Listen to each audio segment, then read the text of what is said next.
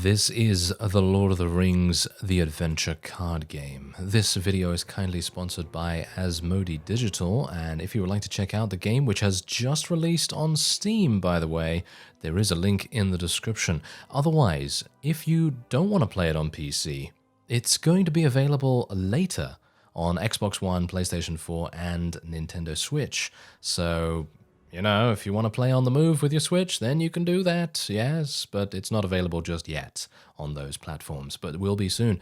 Anyway, this is something I've been wanting to play for a very long time, and it has just released into full version here. You can play multiplayer cooperative, you can play single player in an amazing adventure where you construct your own fellowship and you go adventuring and completing various missions and quests and things like that. And I gotta say, I love card games like this, especially the co-op. I love card games that give you that co-op element because then you can play with your friends, you can play with anyone you want really. There's even a Discord server, and you can go on there if you don't have any friends like I do, and you can play with anyone that's a fan of the game, which is really, really cool. Now, otherwise, you can get expansions. You can get expansions that will give you new quests, new heroes as well. I believe the one expansion that they have at the moment is 50% off right now. So if you want to, you can go right now and get that for 50% off, and then you will have more heroes to play with. I believe they give you 4 more heroes. I'm not entirely sure which ones, but I think you can take a look at that here. So yeah, you can actually take a look here. I believe it is Shadow's Fall. Shadow's Reach was, I believe, free. I think that was a free expansion, and then they added Shadow's Fall very, very recently, and this one you can get these 4 heroes. I believe that's King Dane, isn't it? I think that's King Dane, and who is this? This is Idrian, and then you also have Glorfindel, and you also have Fredegar Bolgar, and so on and so forth. And what's really cool about this game, apart from it being set in the Lord of the Rings universe, is the fact that you can create any fellowship you want. So let's just go to the deck builder real quick here. As you see, I created 2 decks myself. There are a whole bunch of pre-built decks. If you don't really like the deck building mechanics or anything like that, you can literally just go with a pre-built deck. I haven't played with any of these, but I would assume that they're pretty good. But personally, I much prefer to create my own deck because I like to know exactly what kind of play style you're going to get with that, and I think that's really fun. So I'm going to show you my first deck because this was my first shot at customizing something and selecting cards and so on and so forth. There is a very extensive tutorial as well. There's even a tutorial campaign, which I'd highly recommend playing through because you get to see Bilbo, you get to see Arwen, you get to see a whole bunch of other characters, and they are all voice acted as well. Every single character is voice acted. There are narrators. It's a great experience. And so, yeah, in the tutorial campaign, you go through and it basically just teaches you all about the game. Very extensive, as I say, and they cover pretty much everything you need to know. And then anything else that you don't know, they have a glossary that you can even go into if you are unfamiliar with some of the terms in card games. So this is basically a deck that I put together randomly, really, which isn't really focusing on anything that much. But I'm running with Arwen. I'm running with, I believe, is that Gimli? Oh no, I don't want to remove him. Yeah, that is Gimli, yes. I'm running with Gimli here because Gimli is, in my opinion, one of the stronger cards, or one of the stronger heroes that you can play with, because he gives you, or shall we say, when a character, which doesn't matter which character, so any character takes damage in the round on your side, he gains +1 attack. So instead of having +2 attack, he has +3 attack, and that means a whole bunch, because there are a lot of enemies that have 3 HP, and then instead of having 2 cards that need to attack that one enemy, you can just have Gimli just smack them around with his massive axe, and then you're going to have a really good time. Now, otherwise, Arwen is just a fantastic card as well. She is a healer. Upkeep, I'm gonna explain all of these various abilities that they have on their cards here, the flavor text and well, the descriptions of each card. I'm gonna explain those as we go forward here, but I just want to be thorough. I want to make sure that things are explained appropriately. And yeah, so anyway, upkeep basically happens every turn. So every time you get your turn, then Arwen is going to be able to heal 1 HP to one character, which is pretty cool. Otherwise, I'm using Tom Took here. I'm using Tom Took.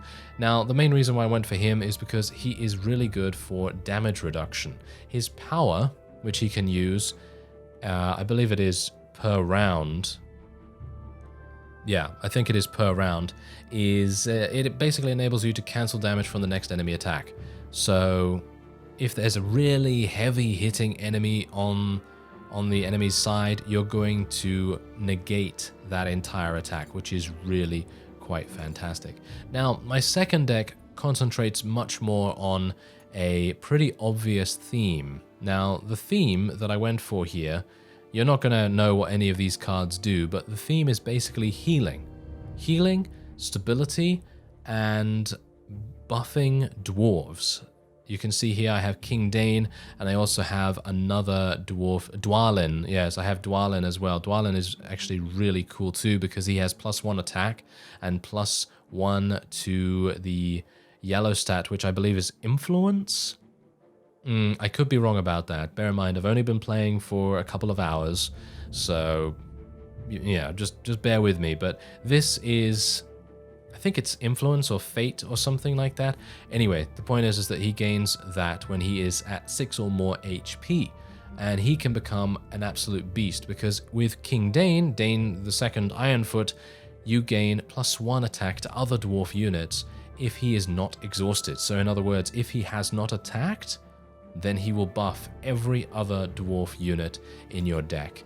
And I've had some really good success with this deck so far, so without further ado, let us head in to the tutorial campaign, because what I'd like to show you is the end of the prelude here, and just to give you a small idea as to what's going on really, and then you will get the explanations from me as we go forward.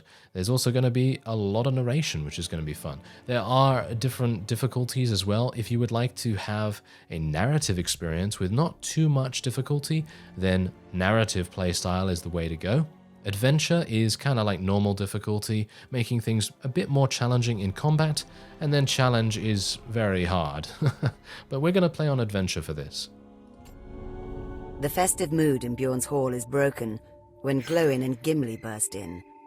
At first, the celebrants laugh at the news that Bilbo has lost his pack, but sober up when Glowin growls, "There's nothing funny about spiders on the move in Mirkwood!" As Glowin departs to rejoin his friend, some revelers share a look. He's right. A threat from Mirkwood isn't to be taken lightly. The adventurers agree to lend their aid, but by the time they gather, the impatient old dwarf has already departed. Undeterred, the Fellowship heads up the Old Forest Road. Precious minutes pass with no sign of any disturbance. Then, as doubts begin to creep in, the sounds of violence just off the trail. Rushing forward, the adventurers see a mass of spiders close in on Glowin, who shouts to you that Bilbo is taken. The spiders of Mirkwood seem driven onward by some dark intelligence. Alas, what began as an attempt to aid Bilbo is now a fight for survival. Alright, so there's the narration that you're initially going to be faced with, and we're kind of in the middle of a bit of a story here. I'm not going to spoil what has happened previously because you probably want to play through it yourself. But anyway, let's continue. The kingdom of old shall be renewed. Dwalin, at your service. Mine is the choice of Luthien. Gloin, at your service. Alright, so we get a chance to mulligan here, basically just changing whatever cards we don't want. I am going to change out one of the Imladris caregivers, and I think we're pretty much fine to keep everything else. Ooh, gaining strength plus, gaining strength ×2, that's really nice. So, this is a bit of a different game from what you would normally expect to find in a card game or a CCG. And basically what it is going to be is you have an objective, and it's not to kill, well, it is to kill units in this case, but most of the time there is going to be a unique objective that has to be completed before you can move on to the next area. Now, you'll see exactly what I mean by that, but let's just try and defeat four spider units, and Gloin must survive as well. So you can see he's here. And yeah, once we have done the objective, we'll be able to travel, and this is when it gets really cool. You can travel from this zone where we are fighting Sauron's forces. We're actually up against Sauron himself on the other side here. That's Sauron's cards and his resources as well. And once we have completed this objective, we'll be able to travel to the next zone where we will have another objective, but we will be with the same units, the same cards, and our damage will have been sustained. So in other words, if Arwen takes 1 damage here, she'd have 8 HP, and she would have 8 HP in the next zone as well, until she's healed. And that is, in my opinion, really, really interesting. So I'm going to use gaining strength here because resources, what resources do basically is that you gain 3 per turn, and you can gain more dependent on if you have, if you have cards that provide you with additional resources, but they get carried over per turn. So in other games, they may reset your resource for every single turn. But in this, they carry over. So if you have 10 resource, and then you gain another 3 on the next turn, you'll have 13 resource instead of having 3 again. So it really depends on if you want to spend extremely expensive cards or very, very cheap ones. But we're going to just spend gaining strength because it is just going to set us up for a good amount of, well, stuff, really. We could just do whatever we want, really, then. And what I'm going to do is I'm going to use Dwalin here to attack this spider, because he has 4 attack and this spider only had 4 HP. So being able to eliminate it before it attacks us is really a very good idea. Now otherwise I am going to be using Bjorn's Hospitality, and this gives me an opportunity to either heal every single character on my side, or I can heal 4 to 1 hero, and that's exactly what I'm going to do. I'm going to heal Arwen back to 9 HP, which is her maximum. And basically what this is not... it's not turn by turn, but it's more action by action. So whenever I take an action, where that could be playing a card, attacking something, or just in general doing anything in the game, that's one action. And then Sauron gets to make his action, whichever that is. And then once all the actions have been played out, that is when I hit the end phase button, or it will automatically end the phase for me if I have no other actions to take, and then everyone else will become energized again, so to speak, because you can see here that Dwalin is grayed out. That means that he is exhausted, so he can no longer do anything. He can't attack or do anything like that. Now, what is really cool about this game, with the exception of the, well, you can already see that the combat is relatively basic, right? Well, you'd be wrong about that, actually. It's not that basic, because what you have here are various other abilities. So you can see here, yeah, this is fate, actually, not influence. It is fate. So what this does is, if I were to click on this, I'm not going to, because it would only give us 1, but if I were to click on this on Arwen, for example, that would give me 3 fate. And you may be wondering what these meters are on the right and on the left of the screen. Well, the left side, that is my meter. That is the meter that benefits me, and on the right is the meter that benefits Sauron. And you can see that the variety of different things along the way here, when he gets to these milestones, will be spawning in a variety of nasty beasties. So you can see here that if he gets to 32 threat, that is going to summon 3 forest spiders against me. If he gets to 35, it is going to spawn +2 to every enemy on HP. So that's going to be pretty bad. And then we also have this, exhaust one random hero through the next round. So whenever the phase ends, which is basically a round, then it is going to exhaust one of my heroes and I won't be able to use them at all. But on the other hand, if I were to get fate points and go for 4 fate points, then I would be able to gain +2 resource. But it would also maybe give that to Sauron. I'm not entirely sure whether that gives it to me as well as my co-op partner, or whether it gives it to me and Sauron in single player. Not entirely sure about that. So it might be a bit of a double-edged sword. But in the case of if you have enough cards to make good use of the resources, then it's probably a good idea to do it nevertheless. And then otherwise we have this. Now, this is really cool. This is a really, really cool card. Elven Scout. It has 3 attack, 6 HP. It doesn't have any fate associated with it, which is a bit of a shame, but it is ranged. Now, you may be wondering, what does range do? Well, you can see a little bit of a description here. This unit ignores guard when attacking. Guard basically prevents melee units from attacking anything else. So if there's one unit that has guard on the enemy side, you have to attack that guarded unit unless the unit you have is ranged. And then otherwise, ranged units are really useful for attacking flying units as well, because there are flying units and they cannot be attacked by melee. Of course, it's you know, it's to be expected, but you'll see what I mean as we go forward anyway, because we'll probably be up against some flying units as we progress onward through the game. I am going to attack this spider to eliminate it from the board because it is a 5 attack, 5 HP spider. Very, very powerful indeed. Probably don't want to be dealing with that. Thank you very much. And I'm gonna... I guess I'm gonna put out the Imladris care... Should I put out the Imladris Caregiver? It's such a waste. I feel like it's such a waste. So I'm probably not going to do that, but instead I am going to use my Fate button to increase my Fate meter on Arwen, and that's going to give me 3 Fate. Because her attacking is not really going to do that much, because she has 1 attack only. So it's not really the best idea. Now, here's the thing. This is a sort of a treachery card, or a bit of a hazard. This is like a hazard card. So basically what this means is Fate is very important. So you can see these yellow numbers here. You can see that King Dane has 1, Dwalin has 2 thanks to his ability, and Gloin has 1, and Arwen has 3 because she's an elf. Usually elves have much higher fate than most other races.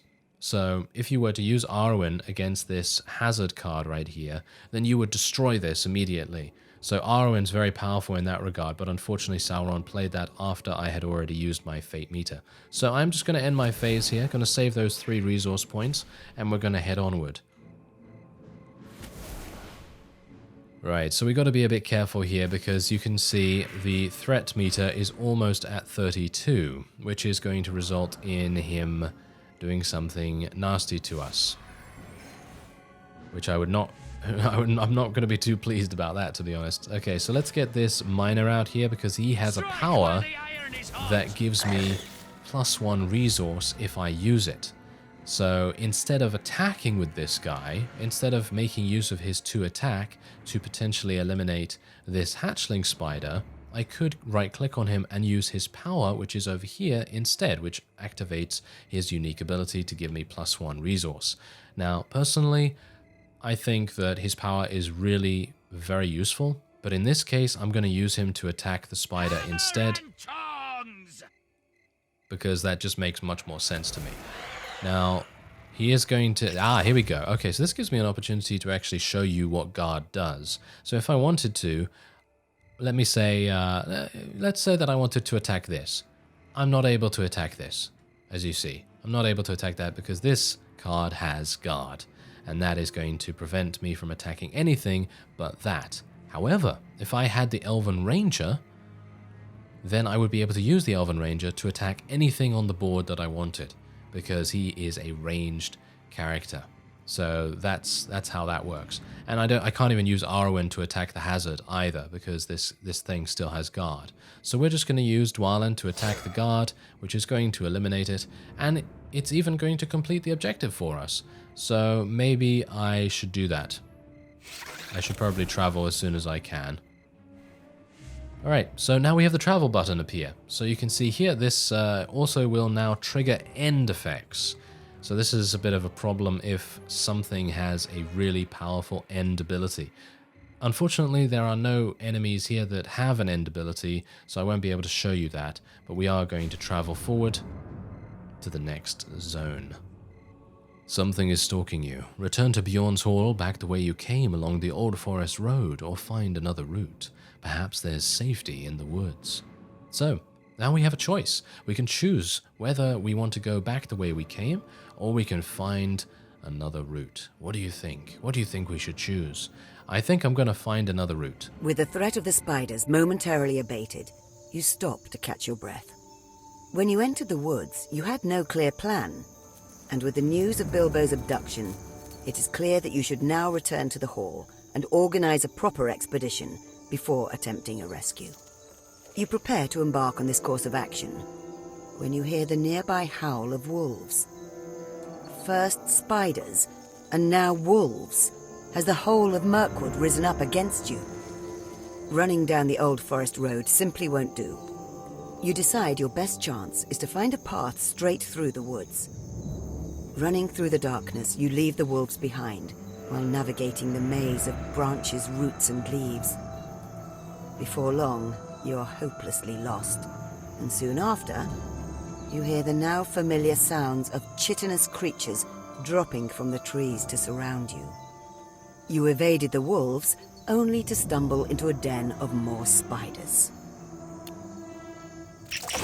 Aha, so now we have entered, well, a bit of a different objective here. We are still fighting spiders, but that's not really a big deal. The one thing that we need to concentrate on now is eliminating the hazards.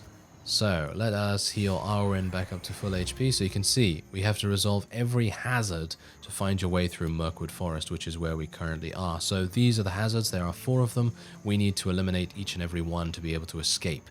But of course we are being assailed. We are being assaulted by these spiders. And so we are going to have to do something about that. So I'm going to use Dwalin here to kill the guard. And then Sauron's going to get to attack, and, well, then we're going to have to see what we can do. So Arwen, of course, will be able to do something, so we're just going to tell her to attack some random hazard. And then, there's the first flying creature. So the flying creature, I cannot attack it. I can't attack this with a melee character. I need a ranged character to be able to do that. And I think what I'm going to do now is I'm going to summon the Imladris caregiver, and we'll just heal up Dwalin there. Because even though the caregiver has 0 attack, in other words, absolutely useless against other minion cards, it is extremely good at eliminating hazards and objectives. So we're going to try and do something along these lines. Hopefully this isn't going to get killed. Oh, exhaust every wounded character. Whoa, that's a powerful card. Yeah, so now this is unfortunate, but I guess it doesn't really matter because we were going to use him to attack one of the hazards anyway. Okay, so now I can use Cram if I want to. So now Cram is a really, really good card, and this is exactly the reason why I've chosen it. Now, what this does is it basically restores 2 HP to one character, and it also allows you to ready that character. In other words, it does not become exhausted any further. So if I use this and I put it on Arwen, for example, then Arwen is now available to use again, so she can do whatever it is she does, which is, in my opinion, to attack these hazards, which is fantastic. To have Arwen, who has 3 fate points, attack one of these hazards, which has 3 fate as HP, it is just invaluable.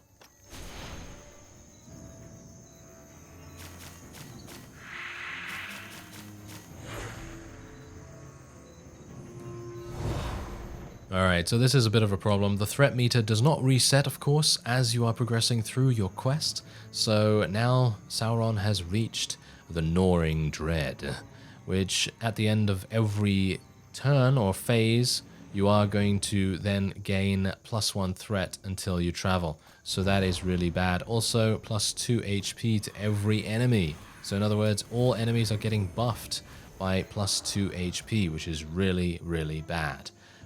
However, we shouldn't have to worry about that, because Arwen will now be able to attack again, and we can eliminate this. And now we have completed the goal for this location, so we can now travel, or at least we can try to travel after Sauron's turn. Unfortunately, we're losing the caregiver right there, but it's okay, because we can now travel. Now these guys will attack at the very end as well. Trampling through the woods grows increasingly difficult. You feel confident that you are heading in the general direction of Bjorn's Hall, but without landmarks or the stars to guide you in the thick of the forest, you begin to doubt your senses. Making your way forward as carefully as possible, the woods around you become eerily silent.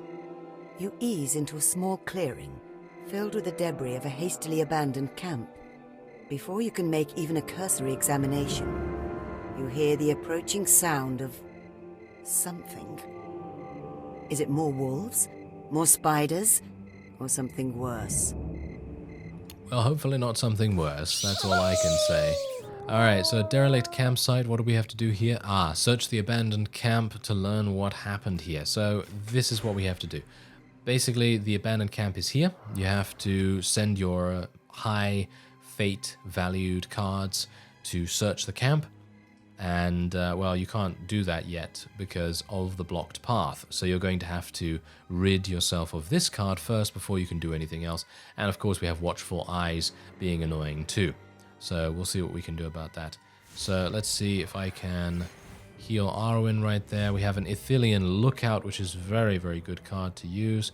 Gonna use Dwalin to kill the wolf first. We can't do anything about the flying unit until it becomes exhausted. Flying units become exhausted when they attack, so now my ground units can then deal with them. So that's a really nice thing as well. So you don't necessarily need ranged units, and you just have to kind of take the damage from the flying ones, if that is indeed the case. So let's try to get rid of the blocked path.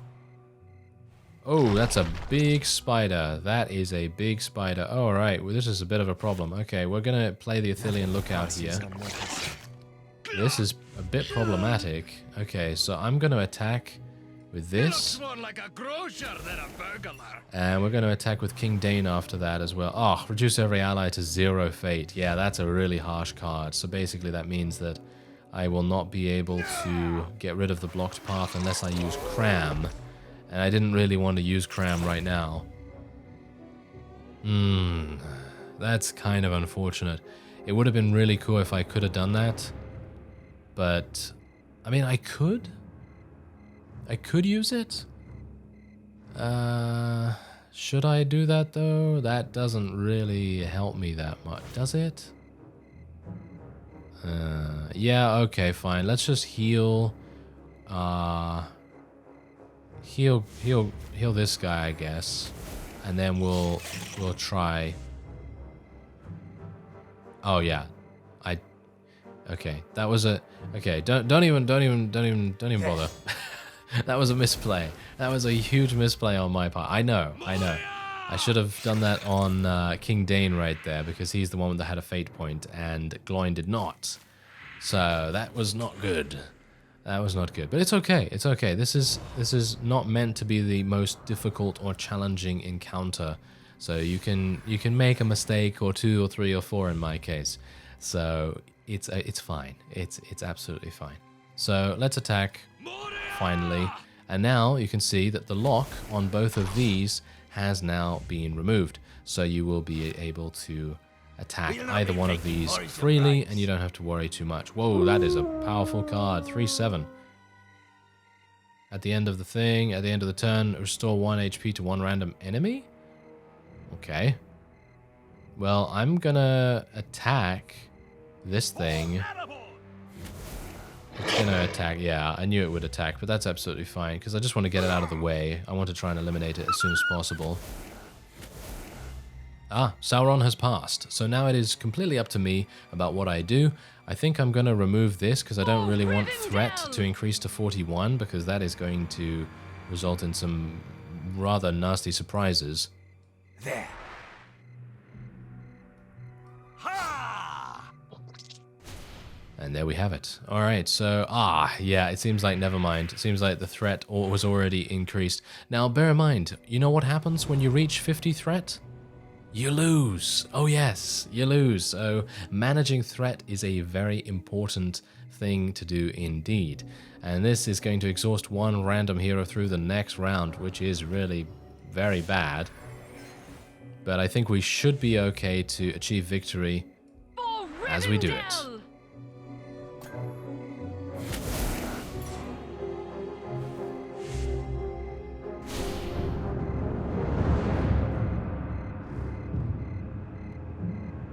You evade the pursuing pack and can soon make out the lights of Bjorn's Hall in the distance. Your sense of danger ebbs for the moment, with thoughts of food, drink, and a warm fire sustaining you as you plan a proper rescue of Bilbo. You discover that layers of webs bar your way forward as you hear the now familiar noise of encroaching spiders, along with a new sound, the onrush of many tiny wings and the screech of bats. First spiders and now bats. A fat spider drops down in front of the wall of webs, challenging your progress as the cacophonous mass of bats draws near. If that wasn't enough, you hear the distant sound of wolves. Truly, Mirkwood is filled with dangers this night.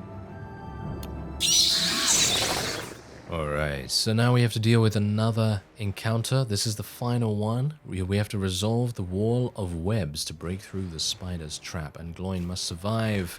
Alright, let's do it. Okay, so personally, I feel like my dwarf-focused deck is actually pretty strong, but there are a wide variety of different things you can do. You can make an elf deck, you can make a Dunedain deck, you can make all kinds of different decks, and you can even mix and match all of them. You can even make Hobbit decks if you want to.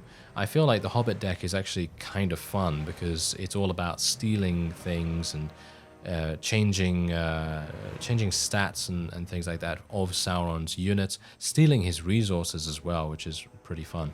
Alright, so otherwise, what do I want to do here? Well, this Longbeard map maker is really, really cool.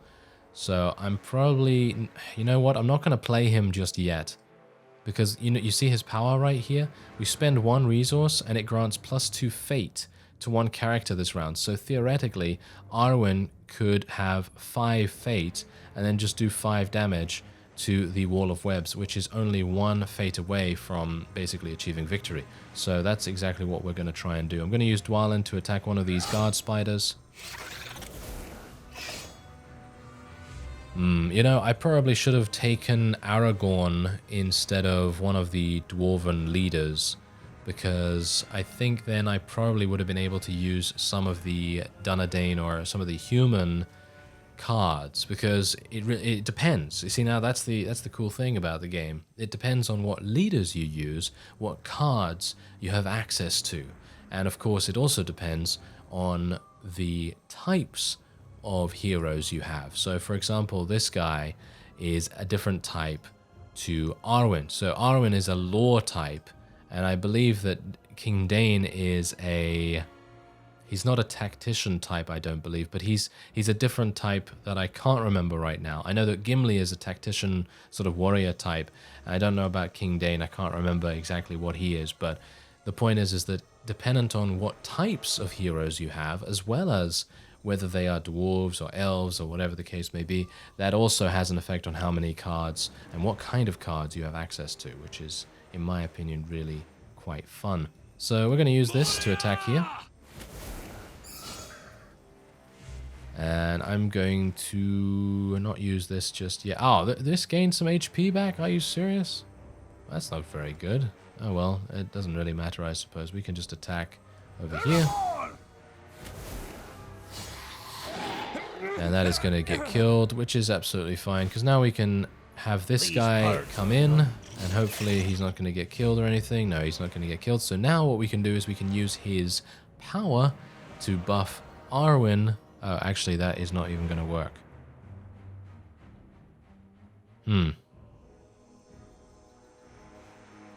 Yeah, that is not even going to work. You know why? Because this still has the Spider Guard in play. Okay, yeah, I can kill the spider guard. I can kill the spider guard. There we go. So now the lock will disappear from here, and then Arwen can attack the wall of webs. And look at that, 5 damage. That is just insanely good. Okay, so I'm going to use Bjorn's hospitality here, because this wolf is really after Dwalin, and we really do not want him to die. Thank you very much. Alright, so Sauron has an opportunity to attack multiple times here because we do not have any other cards that can do anything. And then a new round will start, and everyone will get to move once again. Now, thankfully, I think we can probably win this in one more turn. Ah, never mind. The spiders have come up once again, so we will have to do something about that. Okay, so let's heal here. Oh yes, Gondor and Shield. That's fantastic. I really wanted that. So what we're going to do is we're going to kill this guard spider.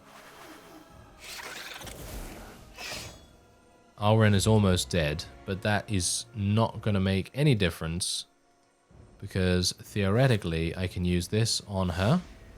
And that will hopefully prevent her from dying, I think. Yep, that is going to prevent her from dying, which is nice. And then we can attack here. He looks more like a grocer than a burglar. And then we can attack this. And there it is. The campaign is complete. Having fought through the onslaught of the creatures of Mirkwood, you and your companions have returned to the comfort of Bjorn's Hall. Though you survived your ordeal, Bilbo remains missing. The time has come to gather a fellowship and re-enter the forest to rescue the old hobbit. This concludes the Prelude campaign. And so it does. That is the Prelude campaign, and you can do this as well by navigating to the link in the description, and you can check out the game and maybe even purchase the expansion for 50% off. That is a really fun experience. I also got a giant bat player trophy too, and you do get additional rewards, additional fellowship points as well, dependent on what you are doing and what you have done in the campaign itself. And that is just the start. There are so many other things that you can do here. You have the Shadow's Reach, which is, as you can see right there, a narrative adventure told through 5 challenging quests. And then you also have Shadow's Fall, which is the new expansion, which is also 5 challenging quests. You also have free encounters, so you don't have to buy the Shadow's Fall expansion if you just want to have some fun with these encounters right here. Now, these are pretty hard. These are pretty hard. I had a bit of a difficult time doing these, but they are extremely interesting and intense. Otherwise, you can go over here. You can customize your character or your player portrait however you so desire. So if you want to have the Eye of Sauron, then you can do that. And there are a number of other avatars that you can unlock for fellowship points, which are all earned by completing in-game objectives. There are no microtransactions in the game whatsoever, so you don't need to worry about that at all. And there are also frames as well, so if you want to unlock different player frames, so I'm going to unlock this, for example, then you can indeed use that. So I'm just going to do that. I did have Gandalf, and now I have the Eye of Sauron. Doesn't look particularly in keeping, but, you know, I'm just showing you exactly what's going on here. You can even go and create your own apologies and things like that. And you even have card backs as well. So card backs are here.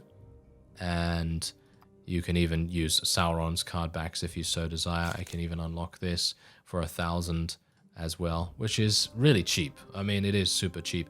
Otherwise, you can go into the deck builder and you can buy and construct cards. So, for example, you can go to things you don't have.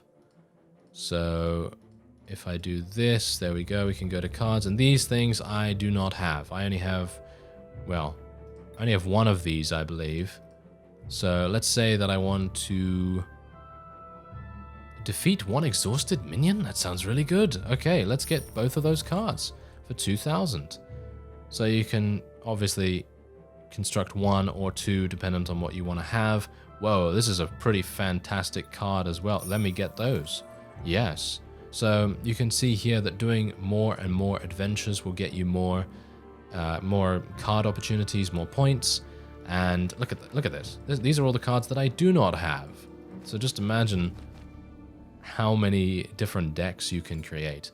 It's going to be really cool. I'm going to continue playing this if you don't mind, and maybe you want to check out the Steam store page. Link in the description. Otherwise, I thank you very much for watching, and I will see you next time.